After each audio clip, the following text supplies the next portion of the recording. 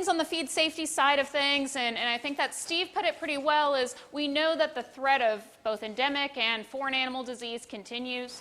It continues to be an issue. Historically, we've really focused on pigs and talking to pig people and talking about infectious disease to producers and trying to help everyone understand what can we be doing to minimize risk.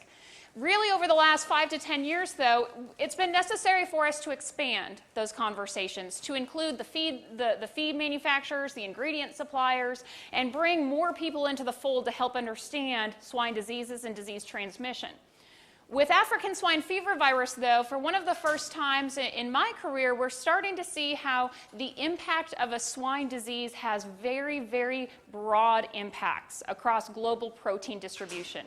And because of that, we have ripple effects to other commodity segments, but they can also affect our product safety moving forward. And so a lot of our conversations have been expanded. And now we're communicating with pet food manufacturers and beef cattle producers. And those of you that know my husband, Spencer, he's just ecstatic that he finally made me a beef person and that I'm finally giving presentations to cattle producers. And so now all of a sudden he cares what it is I do every day. And so all of these aspects and making sure that in this current dynamic of foreign animal disease risk that we're all making decisions collectively, because we know that decisions made by one sector of the industry can have massive, massive implications on the other. The other aspect of this is that we're starting to work in the public policy area, which maybe it's not an area that we love, but it's important that science-based decisions are made as we have impending policy and potential policies being drafted. And so because of this, I just want to update you. My job today is to give you a bit of background on some of the things we've been doing beyond the initial science. So we do have African swine fever virus research going on. We can't share any of it with you yet because all of the projects are in progress. So there's projects going on, like Steve said, in Vietnam. We have projects going on here at our Biosecurity Research Institute, a pilot project that we just wrapped up, and then we'll have 3 projects planned going into 2020. And so we're working as quickly as we can with disease, within the protocols of disease management to get you the answers that we need. But we're also working with the industry. One of our major efforts has been helping shape industry best practice recommendations for feed mills. What can we be doing for biosecurity and moving biosecurity from farms to mills? Helping with Kansas Department of Ag and USDA and their foreign animal disease response planning. And one of the things we want to make sure to shout out to Mark Nelson and to Jason Woodworth, they've worked closely with our Department of Ag and Emily Voris. Emily's here today. Emily, are you in? Where's Emily? Emily's back here. Kansas Department of Ag has a booth that's basically right outside of these doors. And so we've been working closely with them to create a secure pork supply plan for our own farm. And those are things that we really encourage our Kansas producers to be actively engaged in now. These are important plans. If we get African swine fever virus or foot and mouth disease, you need to have these plans available and know what to do and when to do it. So that planning stage needs to occur now. But it's also just as important, and maybe even more important, if someone else in the United States gets the disease and you don't, having that plan in place opens you up to having be one of the first entities that can move animals safely from one location to another so that you can start to establish some continuity of business. And so if you have not begun that process yet, please consider working with Kansas Department of Ag. They're here. They can help you check your Prem IDs today and get that process started.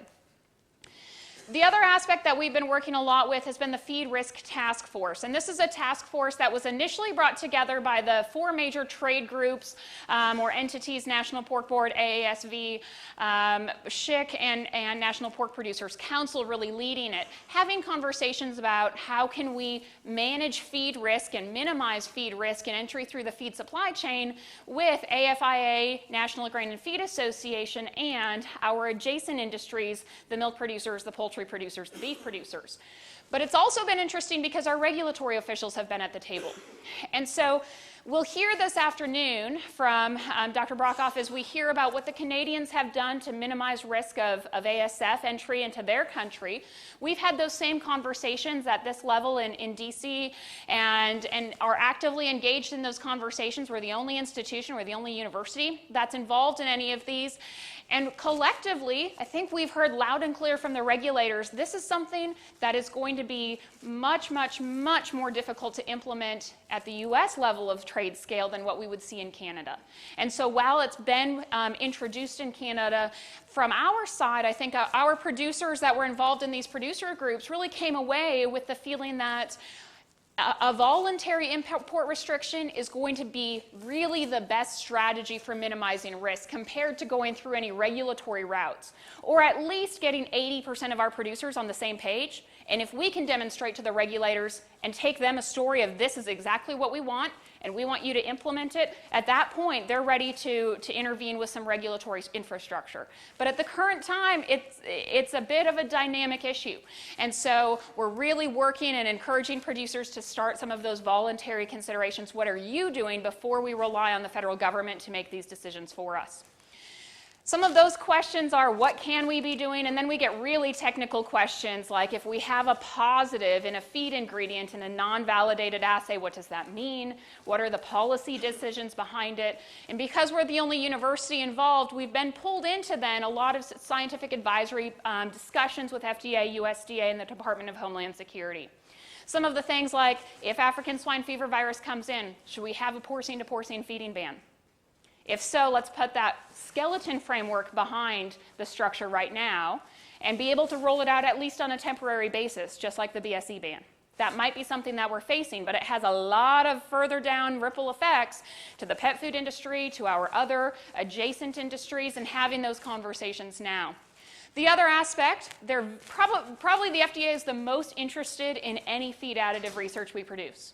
They're probably the single most interested entity because they know the science says that it works and that we can successfully make feed safe. However, they have yet to approve any because none have had regulatory approval submissions to them. And so they continue to ask us, hey, you say the science is there and we believe it, but nothing's coming across our desk. And so right now we don't have regulatory approval for the use of any feed additives for feed safety purposes. And that puts us in a tight spot because if this enters, it may be important to utilize these products for continuation of trade. And so that's an important thing for us to consider, and they continue to ask us, how can they help streamline their regulatory process and get this message out to the manufacturers of the products? Okay, one of the things on the PEDV side of things, Dr. Amy Lerner, and it is doctor, she recently defended her PhD and will be hooded here in a couple of weeks.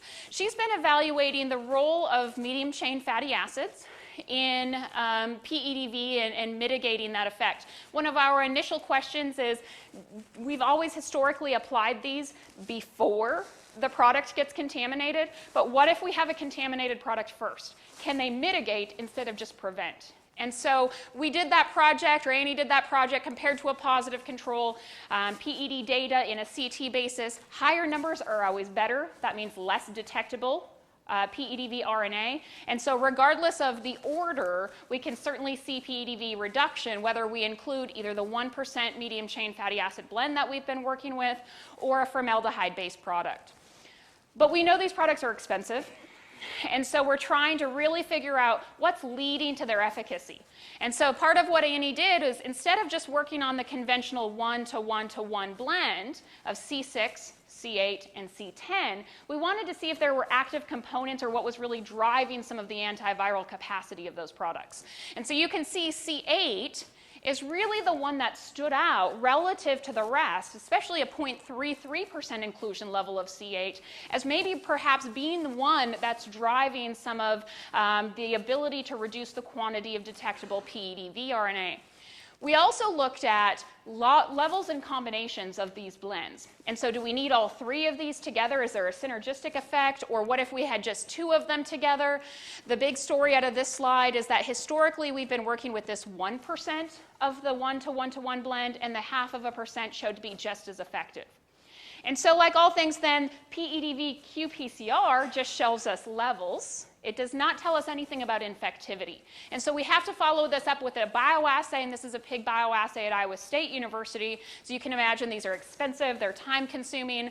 But what Annie demonstrated is that we selected this 0.5% of the blend plus the 0.3% of just C8 and compared to the positive control that made pigs sick, all of those products were capable of demonstrating or at least preventing PEDV in this bioassay. And so showing that perhaps we can start to look at products, and as we're evaluating the different types of products that are coming online and that are becoming available, understanding the active ingredients in those become important, and helping to understand, what is the concentration of C8 or what are the concentrations of C8, C6, C8, and C10 as we're evaluating and pricing those products. The other aspect of things that I do every day is I teach. And one of the things that we've been fortunate to do is be able to move some of this medium chain fatty acid research. And I know a lot of us have initially seen the data by actually Jordan Gebhardt that showed an initial improvement in feed efficiency and an average daily gain in non-diseased pigs by feeding these medium chain fatty acid products. And so we were able to do this as part of an undergraduate research class where we had 20 undergrads who were in charge of the research project instead of the graduate student. To be honest, Annie was still kind of in charge of the project. But we still had 20 students that were involved in the process. And so they were in charge of chores. They were in charge of weighing and bleeding the animals. Here's the data from it. We were looking at 3 different types of medium chain fatty acid or lipid type products versus a control, zinc oxide or carbidox. Big story here, zinc oxide and carbidox work. They drive average daily gain, but this was a phase 1, phase 2 trial with a common phase 3. We had seen some data earlier in the field that was showing medium chain fatty acids maybe weren't giving us that same performance boost that we'd seen internally in our farm, and that's because we had seen some earlier data earlier on in phases, and we saw the same thing here really being driven off of feed intake, where we have to be careful about how early we introduce some of the medium chain fatty acids, and if we have a palatability effect here or something that's negatively affecting feed intake, especially compared to something like zinc oxide. So while there's marginal differences compared to a control, we still see that by the end of nursery, after you have a common phase 3 period, zinc oxide and carbidox give you a bit of that performance boost in overall body weight. When we only feed these types of products during the first couple of phases in the nursery diet, that doesn't seem to maybe be the best place for them relative to other places within the diet. Again, I have to show you a teaching slide because why did we do this project? Well, the data is interesting. The student learning is really the reason that we did this project. Dr. Mark Young is in the audience and has helped us continue to sponsor these projects. And it's really a workforce development thing. And so we're training not only graduate students but also undergraduate students to be your future workers in the swine industry. To give you an idea of our demographics, 5 of the 21 students before taking the class had ever touched a pig. 5 had ever touched a pig before choosing to take a swine nutrition research class in the Department of Animal Sciences at K-State.